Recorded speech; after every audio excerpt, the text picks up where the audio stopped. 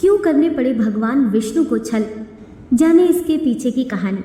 हिंदू धर्म शास्त्र के अनुसार गुरुवार को भगवान विष्णु की विधिवत पूजा करने से जीवन के सभी संकटों से छुटकारा मिलता है। भगवान विष्णु जगत के पालनहार कहलाते हैं और इसके लिए इन्हें कई बार धर्म की मर्यादा का भी उल्लंघन करना पड़ा। यहाँ तक कि इन्हें सृष्टि की रक्षा के लिए एक स्त्री के साथ छल से संबंध भी बनाने पड़े। आइए आपको बताते हैं भगवान विष्णु की ऐसी 8 घटनाएं जिनमें सृष्टि के कल्याण के लिए उन्हें छल का सहारा लेना पड़ा था। देवी वृंदा का सतीत्व भंग किया। जलंधर नाम के एक राक्षस के आतंक से तीनों लोग तंग आ चुके थे। यहाँ तक कि एक बार युद्ध में भगवान शिव को भी उसने पराजित कर दिया था। उसकी अपार शक्तियों का कारण थी उसकी पत्नी वृंदा। वृंदा के पतिव्रत धर्म के चलते जलंधर इतना शक्तिशाली था।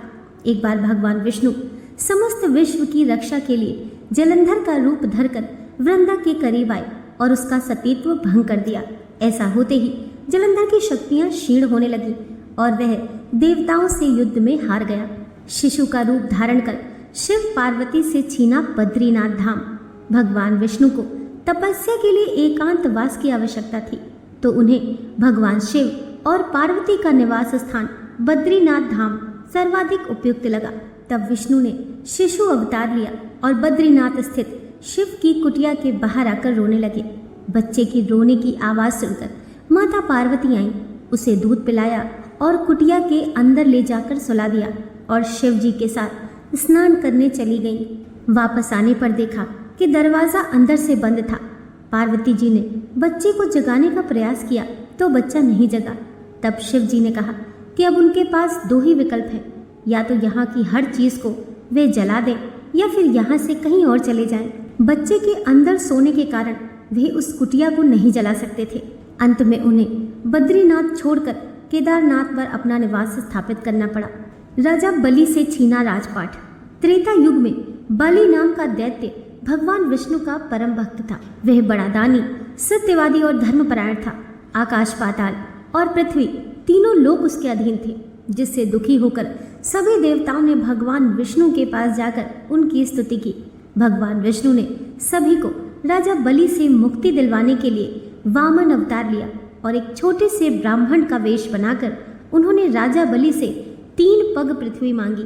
राजा बलि के संकल्प करने के पश्चात भगवान ने विराट रूप धारण करके अपने 3 पगों में तीनों लोगों को नाप लिया तथा राजा बलि को पाताल लोक में भेज दिया।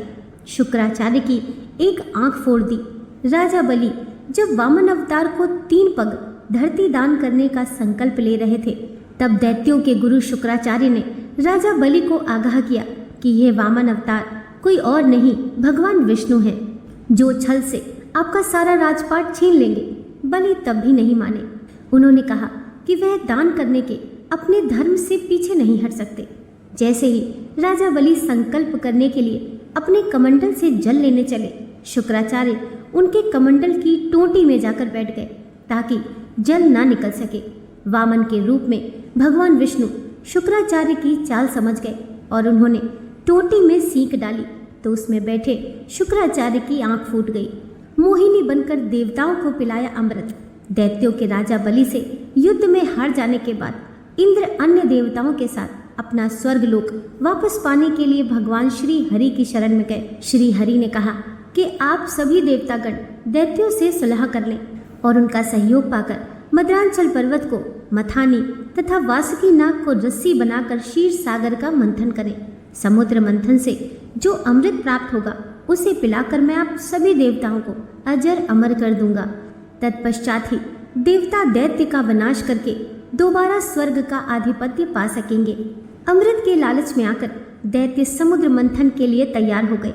फिर समुद्र मंथन करने पर अमृत निकला तो सुर और असुरों में उसको लेकर झगड़ा होने लगा।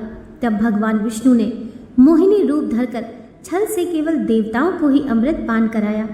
मधु और कैटभ नाम के 2 शक्तिशाली दैत्य थे जो ब्रह्मा जी को मारना चाहते थे। स्वभाव से तपस्वी ब्रह्मा जी भगवान विष्णु की शरण में आए और बोले कि प्रभु, आप हमारी इन दैत्यों से रक्षा करें। मगर इन दोनों दैत्यों को इच्छा मृत्यु का वरदान प्राप्त था। भगवान विष्णु ने छल से कुछ ऐसी सम्मोहन विद्या अपनाई कि दोनों दैत्यों ने प्रसन्न होकर उनसे वरदान मांगने को कहा। भगवान विष्णु ने वरदान मांगा कि मेरे हाथों से मृत्यु स्वीकार करो। उनके तथास्तु बोलते ही भगवान विष्णु ने अपनी जांघ पर दोनों का सिर रखकर सुदर्शन चक्र से काट डाला। विष्णु जी ने छल से बचाए शिव के प्राण। भस्मासुर एक महापापी असुर था। उसने अपनी शक्ति बढ़ाने के लिए भगवान शंकर की घोर तपस्या की और उनसे अमर होने का वरदान मांगा, लेकिन भगवान शंकर ने कहा कि तुम कुछ और मांग लो। तब भस्मासुर ने वरदान मांगा कि मैं जिसके भी सिर पर हाथ रखूं वह भस्म हो जाए। भगवान शंकर ने कहा तथास्तु। ऐसा होते ही भस्मासुर भगवान शिव के ऊपर ही हाथ रखकर उन्हें भस्म करने के लिए दौड़ने लगा। तब शिव जी को बचाने के लिए भगवान विष्णु ने एक सुंदर स्त्री का रूप धरा और भस्मासुर को अपनी मोहपाश में फंसाकर उसका हाथ उसी के सिर पर रखवा दिया, जिससे वह तत्काल भस्म हो गया और शिव जी के प्राण बच गए। नारद को बनाया वानर, लिया राम अवतार। भगवान विष्णु ने एक बार नारद मुनि के घमंड को दूर करने के लिए एक लीला रची। राह चलते नारद जी को एक सुंदर कन्या मिली और उसने उन्हें अपने स्वयंवर में आने का निमंत्रण भेजा। अब नारद मुनि भगवान विष्णु के पास गए और बोले, मुझे अपने जैसा सुंदर बनाते हुए हरि का रूप प्रदान कीजिए। भगवान ने ऐसा ना करते हुए उन्हें वानर का रूप दे दिया। जैसे ही वे स्वयंवर में पहुंचे, सभी लोग उन्हें देखकर हंसने लगे। नारद जी को कुछ समझ नहीं आ रहा था। जब शिव गणों ने उन्हें आईना दिखाया तो उन्हें भगवान विष्णु पर बहुत क्रोध आया।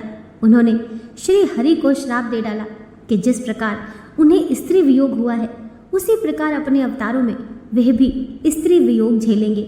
इसी श्राप के कारण राम का अवतार लेने पर भगवान विष्णु को सीता का वियोग झेलना पड़ा और कृष्ण के रूप में राधा से भी वियोग झेलना पड़ा। दोस्तों, आशा करती हूँ आज की कथा आपको ज़रूर पसंद आई होगी। वीडियो पसंद आई हो तो लाइक कीजिए, चैनल को सब्सक्राइब कीजिए। मिलते हैं नेक्स्ट वीडियो के साथ।